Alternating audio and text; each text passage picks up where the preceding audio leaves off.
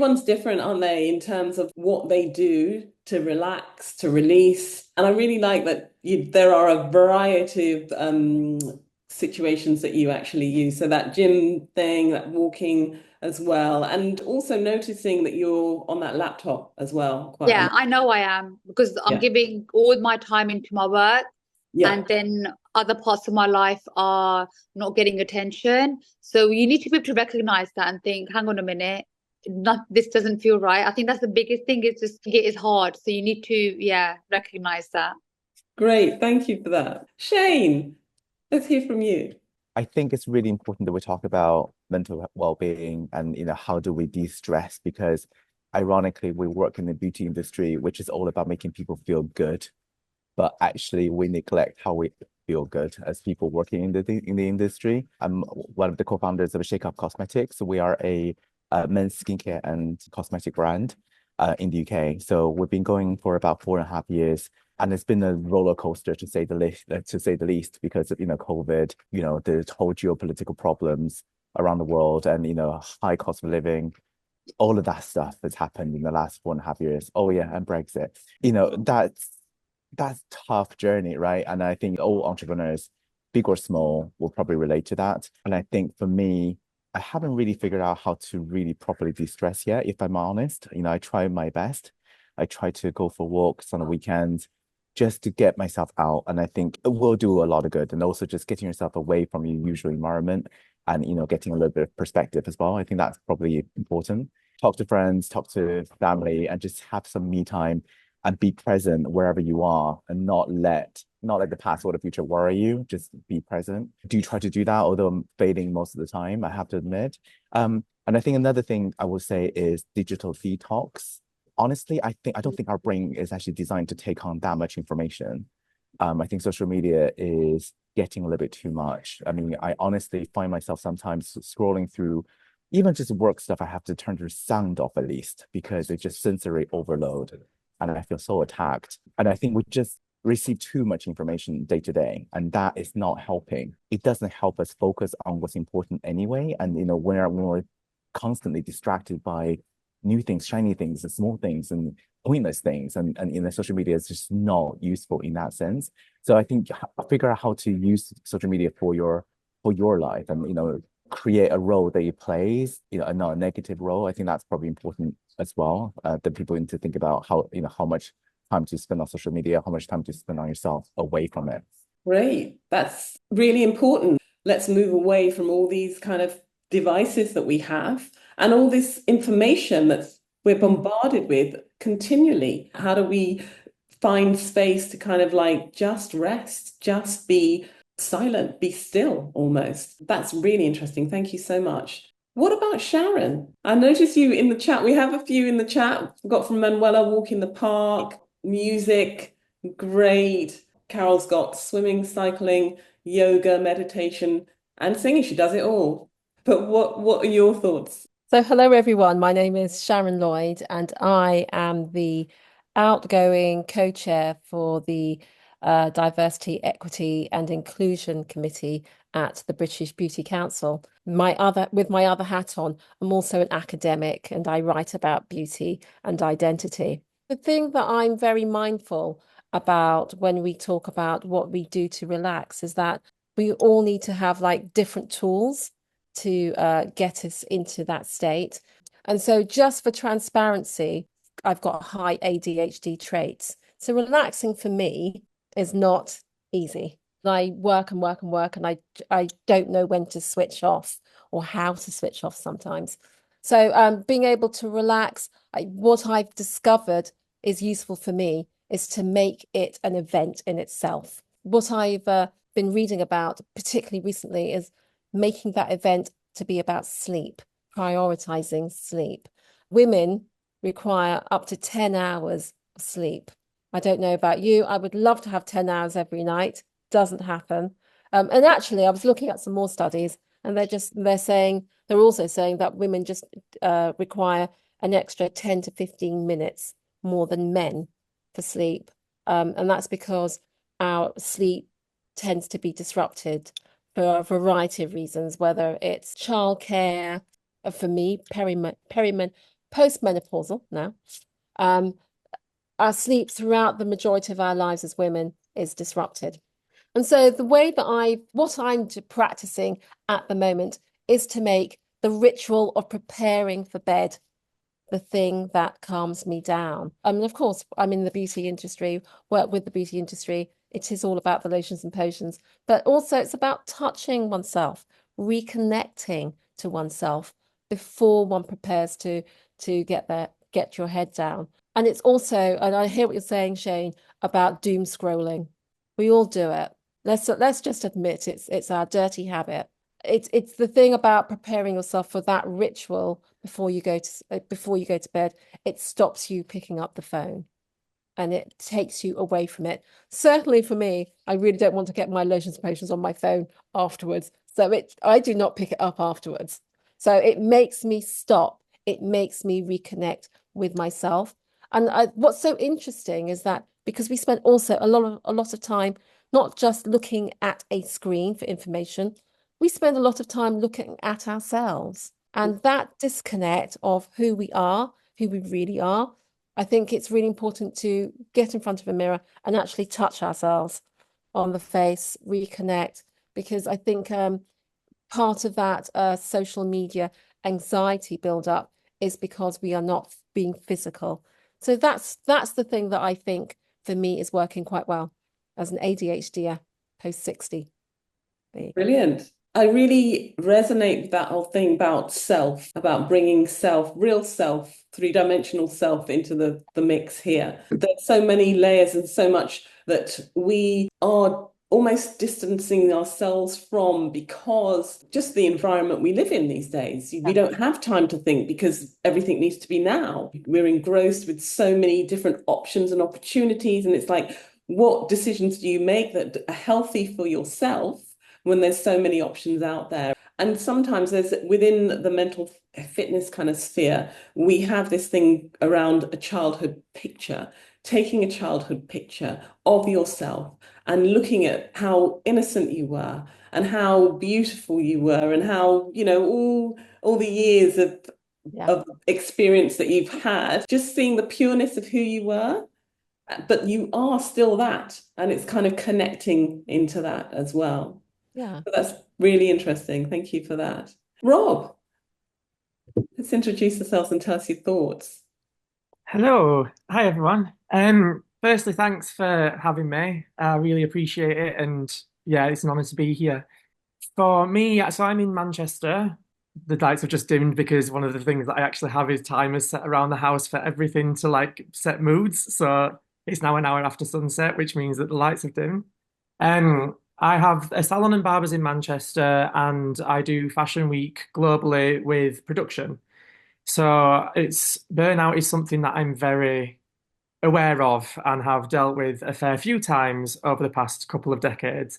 One of the things that I found really helpful that's really important for me is it's similar to very much what yourself and Shannon was saying, where it's like reconnecting with my childhood, because there was a lot of things that I did when I was younger that then in your adult life you seem to stop and sort of just move away from. So for me, I've done a lot of creative things, like I've gone back into dancing, I play piano more, I build models and things like this, just a lot of creative outlets that I can still reconnect with where I used to be as a child, but still have a more of an adult perspective on that as well. And that's something that I found extremely helpful when it's come to reducing burnout and also just reconnecting with who I am rather than my entire being be built around a business or something that's just creating further trauma. So yeah, that's for me what's been really helpful. And while everyone else is talking, I'll get the lights back up.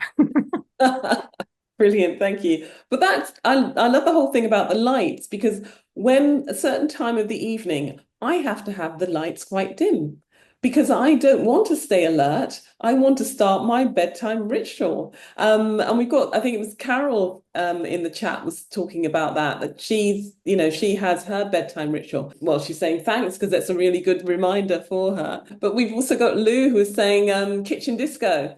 And I think that's a fabulous idea to have some kitchen disco as well to relax. So, Leanna, let's hear from you. I'm Leanna.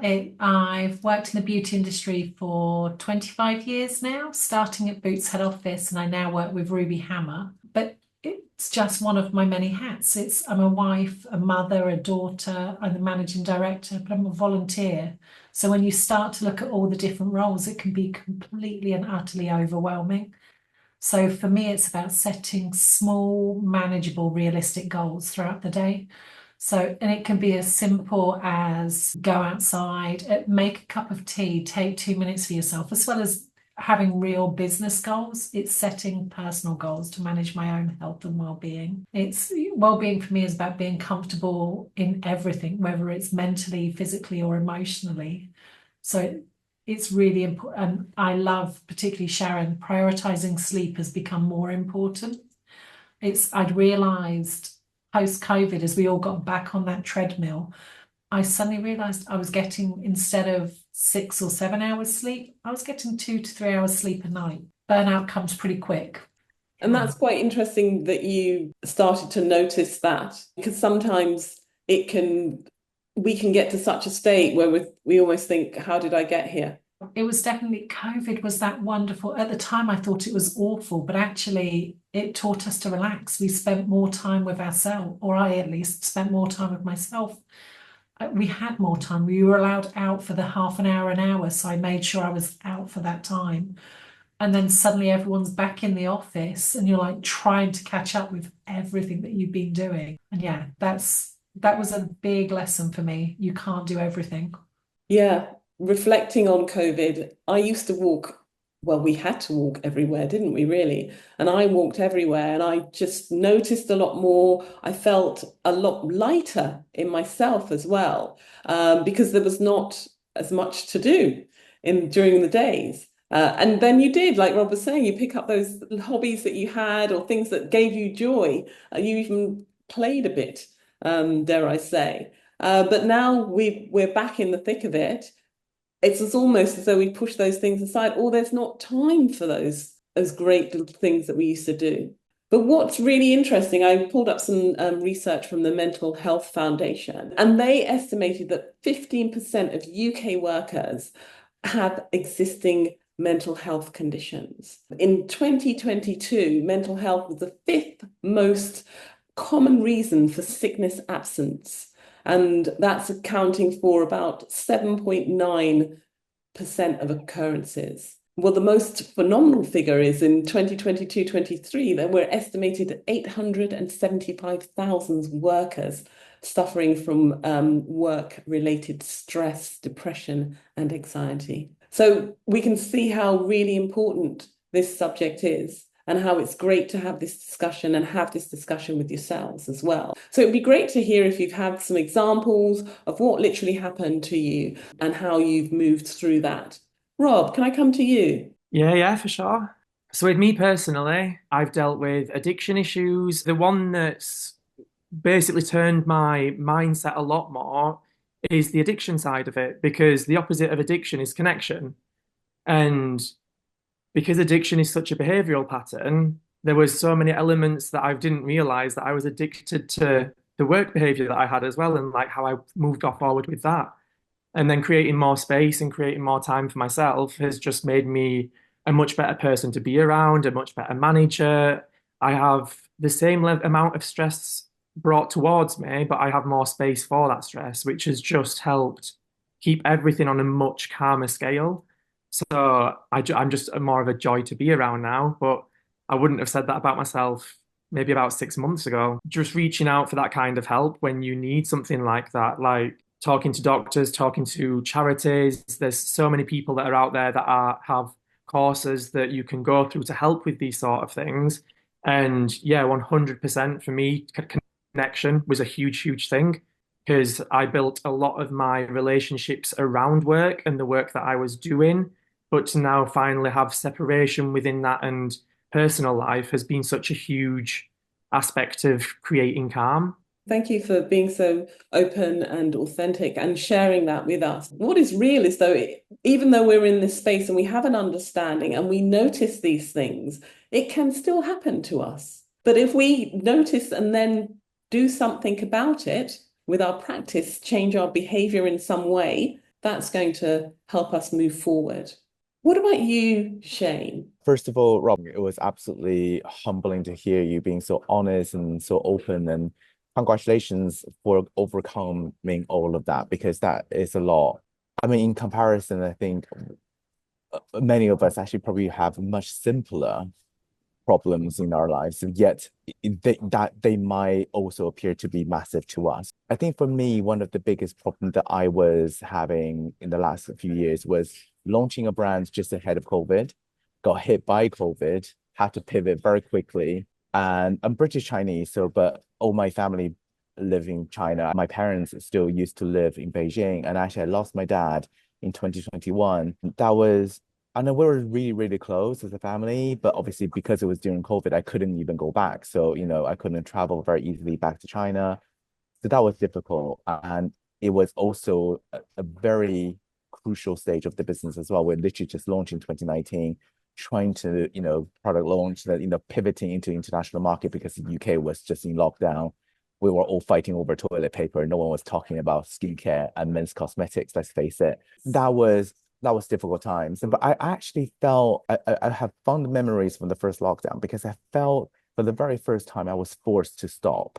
I was forced to just take a break because everyone else was taking a break. So there was no competition. There's nothing, there's no FOMO. Everyone was on the same page. And I finally had some breathing space, and I really enjoyed it. But I remember actually, I really, really, really enjoyed the first lockdown. And I think that feeling I should try to recreate whenever I feel overwhelmed. My biggest problem is that I feel like I always have to be 200 miles an hour, because otherwise I'm going to be standing still. If I stand still, I'll go backwards. And actually that is such a stress point for me. And I just feel like I need to cut myself some slack. Having gone through the last few years, it's kind of forced me to see some perspective. It's forced me to actually accept, actually, this world is a pretty tough place, and you can't control everything, and you just have to kind of just go, you know what, that's fine. That's just how it is. I'm just going to do the best I can. I can honestly say, and we can all say this as well, because we're all around, we're still all here. And that means we've had 100% success rate in every single obstacle that I ever had to come across, right? Ever have to overcome. I enjoy the small things a lot more now, and I don't really compete. I don't really, put myself under that kind of pressure as much as I used to. And life becomes a lot more bearable. Yeah, that makes a lot of sense. And that's a really interesting concept. Look at the journey that we've traveled and all the obstacles we've overcome, but we're still here. We're still here to tell the tale, if you like. And that's also slightly reflects on the process that I use when I feel I'm in imposter syndrome zone. I always look at all the successes, everything that I've achieved, and think, well, actually, I've achieved quite a lot. And that gives me the resilience to be where I am and actually own it. Leanna, have you got any thoughts for us at all? Yeah, so one of the biggest things I've had to learn to do is I've come from very large companies, and now in a very small company, there's two of us that work mainly. So it's learning to set boundaries. Something it's so interesting. Initially it started off and it was like, no, I can do that, you can do that, I can do that. And then all of a sudden you're working 7 a.m. till 2 a.m, taking phone calls from a different country at 4 a.m, and you think, actually, no, it's just not feasible to do it. There has to be a point when you go, I've got to protect my own mental space and energy. And what's really going to happen if you say no? Realistically, not that much. We've done events, and when you say no the day before, you're like, actually, the response, no. What difference does it make? Nothing. It feels awful at the time, but the difference when the following day, the relief is huge. So set yourself good, clear boundaries. Take the pressure off yourself, which it's easier said than done. That's the big no. No, it's one of the hardest words to say, but once you start saying it, it's amazing. We had small things such as I gave out my personal mobile number to everybody before discovering you can put a second SIM in your phone, which was phenomenal. So I now have a business SIM, which I switch off at 6 o'clock. If somebody really needs me, they can reach me. But most people, that business SIM just clock off, I'm done for the day, which is lovely. That's something that I'm going to take on board because that's a really good idea to have two Sims. Oh, It definitely it changes your day and well-being. that's groundbreaking for me right now, actually. And when you were saying that, I was thinking when I have really important tasks that need to be completed and I prioritize those, I literally take off, but the phone goes off until I complete that. Of course, it's going to be an hour or something like that. And then I'll check the phone to see if anyone's called or any emergencies. But I usually find if I can do that, it takes the stress off me or breaking the routine or what I'm doing and thinking about something else. This whole thing about multitasking is not healthy. I know we as women think, oh, yeah, we can do loads of things and we're great at doing that. Yes, but it's not healthy for the brain. The brain needs to focus on one thing, not a multitude of things. So if you focus on that, do it well, get it out the way, phones off. It's bliss, absolute bliss. So Sharon, can you tell us your thoughts? So I'm going to start by just talking about multitasking. And I used to say, I'm a great multitasker. Put yourself in the position of being the hero. But actually what it does, as you said, it's not good for your brain, it's not healthy. And actually it stops you from enjoying the moment because you're too busy focusing on the next thing and the next thing. I discovered quite quickly that what you think is you managing a situation or your day-to-day activities to others appears to be chaos. And who wants to live in chaos? I like to observe it, but I don't want to live in it. I'm going to also go back and think and just reflect on what happened during the pandemic. And so I had an incredibly frenetic role in a university. And during that pandemic, for myself, I didn't stop. I kept going. We had 600 students, depending on the things that I put in place, as well as all the teaching team, all depending on me to keep going. In doing that, and being empathetic, of course, I had a real insight into people's real lives, because there's the life that you live, you put the persona you present yourself as, on the daily basis to others. And so, I'd be sat there 1 minute and I'd be talking to someone and their family was all around them, with a swimming pool in the background. One person had a helicopter behind her. It was just so extreme. And then the next moment, I'd flip over to the next screen, be talking to another student, and they'd be living in abject poverty. My stress and anxiety shot up exponentially being empathetic. And I think it took about a couple of years before I realized I was burnt out. And so how did I manage to pull myself back from what I felt was the precipice? I tried several things. What was so interesting, I mean, I did, exercise routines, yoga. I tried so many things.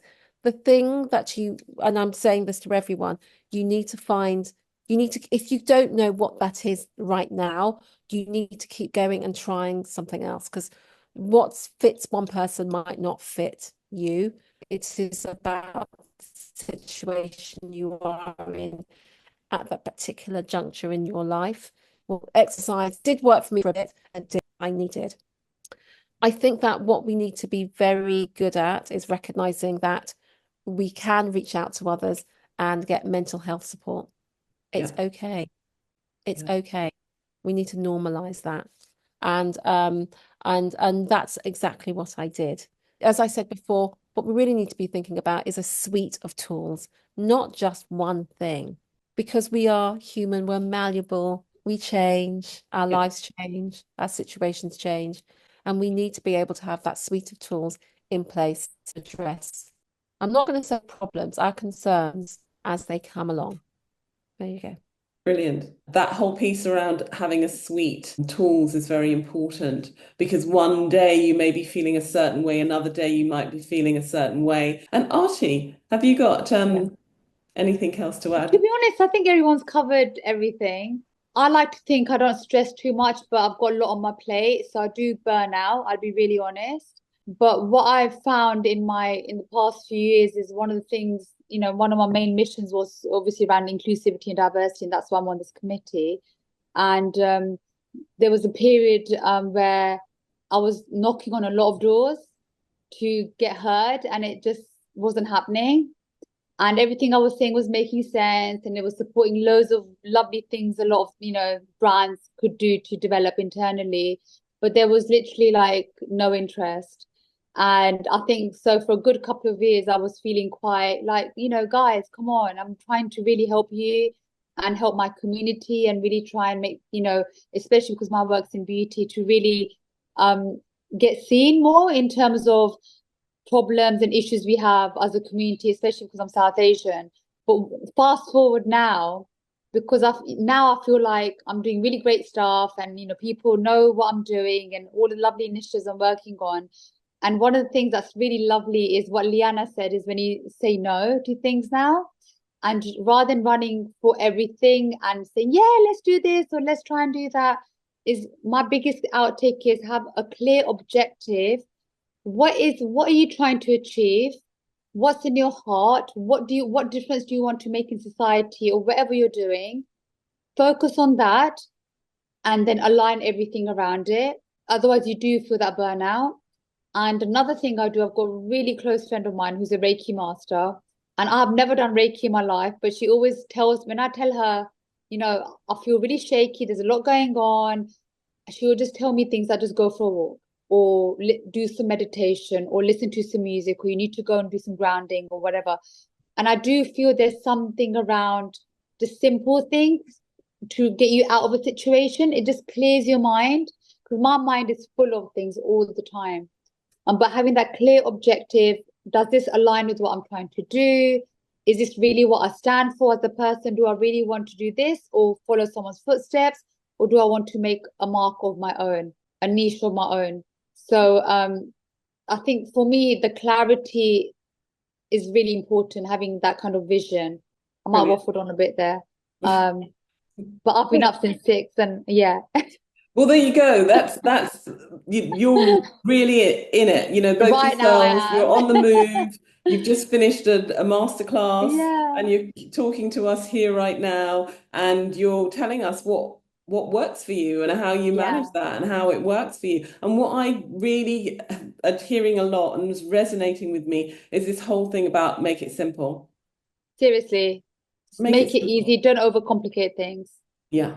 Totally. Clear vision, what you're trying to achieve, does it align with you and your personality and what you believe in? And it's as easy as that. Yeah. And don't follow other people. Don't listen to the noise. Just focus on yourself. Totally. It's really noisy out there. Yeah. Yeah. And when there's so much going on, so if I've got lots and lots of tasks and I'm overwhelmed with things, I just literally say to myself, what is needed now? Yeah. Because what is needed now is what is important, and everything else can wait. Yeah. Brilliant. So just to let everyone know, we're open to questions. If you have any questions at all, that would be brilliant to hear. And I'm going to see what we have in the chat as well. So Carol's saying it all resonates. Finding balance is key. I hate to admit it. It's important to have others who can drop in and out to ask how you are and how you're getting on. That's what Sharon's saying. Comparison is a thief of joy. Yeah, it is. Concentrate on yourself. Brilliant. So I just started a new job, moved to a new city, a new state, actually. So I'm just wondering if there's any advice that you guys have, especially with me being a woman of color, starting a new job in a space where I am the only Black person, let alone being a woman, navigating higher ed, and just wanting to do well and achieve. So thank you so much.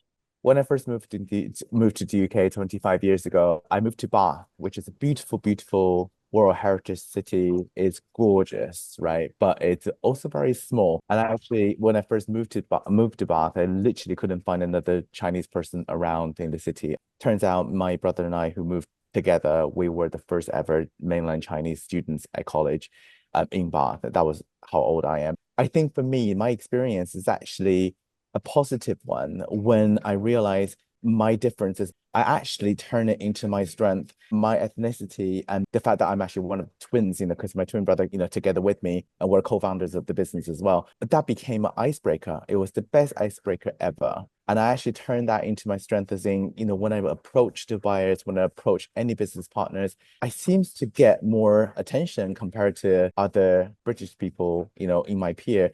And I actually really enjoyed that. I feel like that's actually an unfair advantage that I have.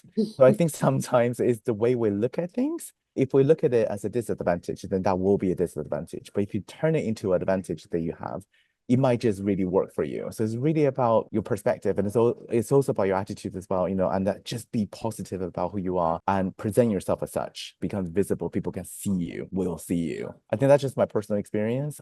It might not work everywhere, but I feel like that really worked for me. And I'm going to just add to that. This is about you finding allies. They might not even be in your department, but an ally there is not to sponsor you, because you are thinking about your career progression, of course. But do think about an ally as someone that you can just even do the rolly eye thing when you walk out the office and you need that coffee to sort of just decompress.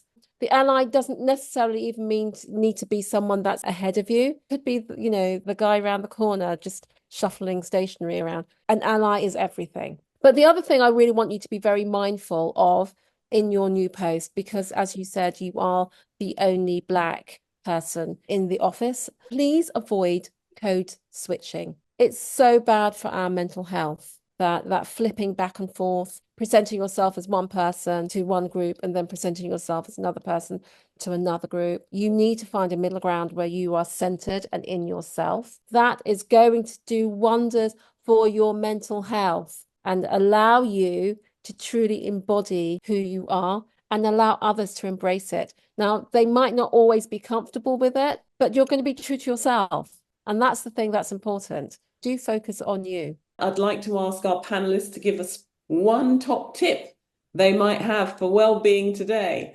Who wants to go first? Have a good dinner when you get home. A wholesome meal is very agree. important. I love that. Nutrition. A nice home cooked meal. That sorts my mental well-being out.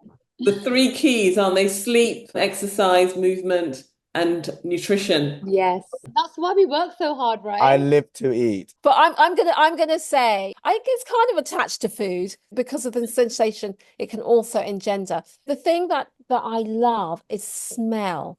And I'm saying that with the caveat that after having my first child, I lost a lot of my sense of smell. Ooh. It's not really come back, not fully. And we are in the beauty industry. It is about giving yourself the opportunity to slather yourself with either a lotion or a potion, wash your hair, get the good smelling, and go to sleep afterwards. You will wake up feeling like $1 million. Try and get a work-life balance. You work to live, not live to work. You've got to focus on what you really want. It's never going to be, I just want the job. It's you want the social life, you want the freedom. You have to strike that balance. Yes. It's very quick to suddenly you're going from a 6-hour day, an 8-hour day to a 16 to 18-hour day. And it's not healthy. You've got to strike a balance. I'm going to carry on this senses wheel that we're going around and go down listening, because for me, music is a huge, huge thing. Like whether it's something from that reminds you of your childhood and just taps into nostalgia, whether it's something that it just makes you want to move and dance and just enjoy, whether it's something that makes you want to settle and calm your mind. Like music can give you life, it can give you energy, it can give you everything that you need. And it brings back really good memories. Oh, that's brilliant. Thank you so much. Well, all I'm left to say is thank you everyone for attending this workshop. And I look forward to seeing you all again. Have a Thank you really for lovely having us. evening. Take care.